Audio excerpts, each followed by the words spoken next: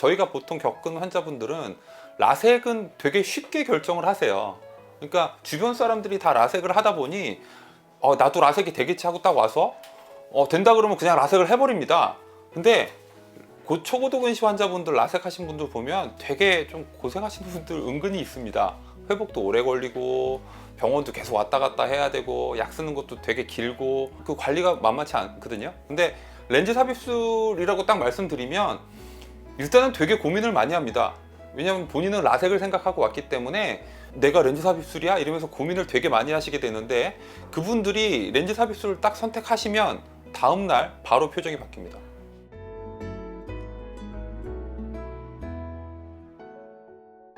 안녕하세요. 카이안과의 권영구입니다. 오늘 말씀드릴 주제는 예전에 한번 말씀드렸던 부분이 있습니다. 지난번에는 이제 렌즈 삽입술의 종류와 수술 적응증에 대해서 말씀드렸다면, 자, 렌즈 삽입술 대상군이 따로 있습니다. 초고도 근시 환자들은 렌즈 삽입술이 유리하거든요. 그 이유에 대해서 저희가 오늘 말씀드리고자 합니다. 초고도 근시라고 하는 것은 보통 9에서 10디옵터 이상, 그러니까 근시하고 난시 합도수를 보통 얘기하는데, 저희가 근시, 난시 합도수가 10디옵터 이상을 초고도 근시라고 얘기를 합니다. 근데 초고도 근시는 라섹을 하게 되면 각막에 깎이는 양이 너무 많습니다. 각막의 변화량이 너무 크기 때문에 문제가 있을 수 있다. 그래서 그거에 대안으로 렌즈 삽입술에 대한 부분이 많이 각광을 받고 있어서 그 포인트를 조금 말씀드리고자 합니다.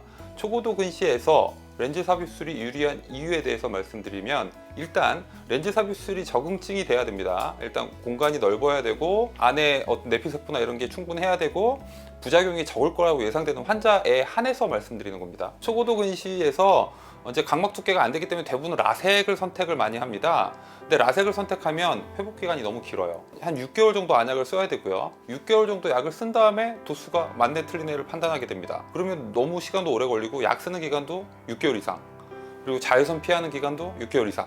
보통 기간이 항상 다 이렇게 깁니다. 근데 렌즈 삽입술을 선택하시면 바로 다음날 확인이 가능하고요. 시력 바로 다음날 나옵니다.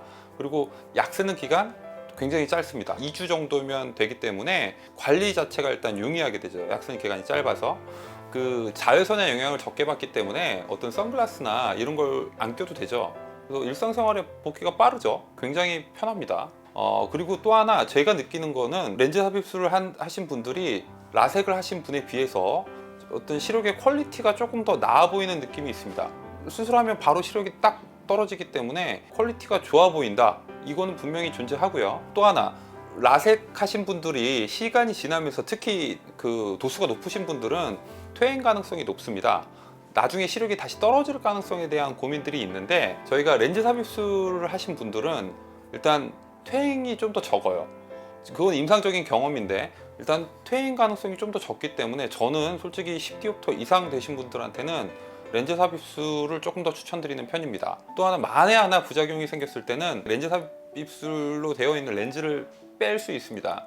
그러면 거의 수술 전 상태랑 해부학적 구조 자체는 비슷하게 가죠.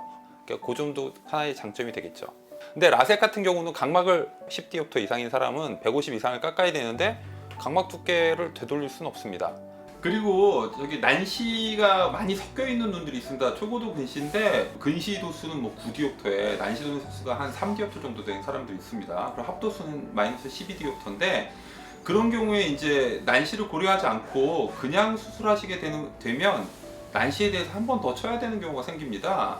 요즘에는 렌즈 삽입술도 난시 교정용 렌즈 삽입술이 나와 있습니다. 그래서 그거는 반드시 같이 잡는 게 한 번에 시력 교정이 되고요. 훨씬 편한 생활을 영위하실 수 있습니다. 그래서 렌즈 삽입술 하실 때 반드시 난시 교정용 렌즈 삽입술을 고민을 하시는 게 하나의 포인트입니다. 그리고 그 초고도 근시 환자일수록 눈의 그 안축장의 길이가 남들보다 되게 깁니다. 안축장의 길이라고 하는 거는 각막의 정점, 제일 앞부터 황반부까지의 거리를 얘기하는데, 그 길이가 일반인들 평균이 22.5에서 24.5 요 정도 사이입니다. 근데 초고도 근시라고 하면 보통 27, 28 이렇게 넘어가거든요. 근데 그 길이가 27, 28 넘어가게 되면 이제 안축장이 이렇게 길어지면서 조직 자체가 얇아지기 때문에 망막에 여러 가지 문제가 있는 경우가 있습니다. 그래서 초고도 근시 환자분들 렌즈 삽입술 하기 전에 망막을 꼼꼼히 살펴보는 게 되게 중요하고요. 그럴 때는 망막 전문의가 있는 병원에서 수술하시는 것도 하나의 포인트가 되겠습니다. 이상이 저희가 초고도 근시 환자에서 렌즈 삽입술에 대한 장점이 되겠고요. 렌즈 삽입술이 무조건 다 좋지는 않습니다. 일단 일정 대상군에서는 렌즈 삽입술이 훨씬 유리한 점이 있으니까 이 점 참고하시고요. 본인이 초고도 근시다, 렌즈 삽입술을 반드시 한번 고려하시는 게 좋습니다.